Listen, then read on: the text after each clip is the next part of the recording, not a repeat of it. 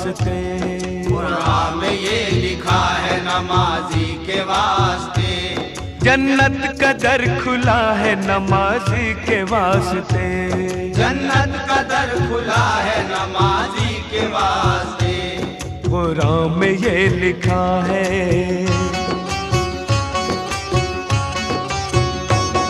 कुरान में ये लिखा है नमाजी के वास्ते।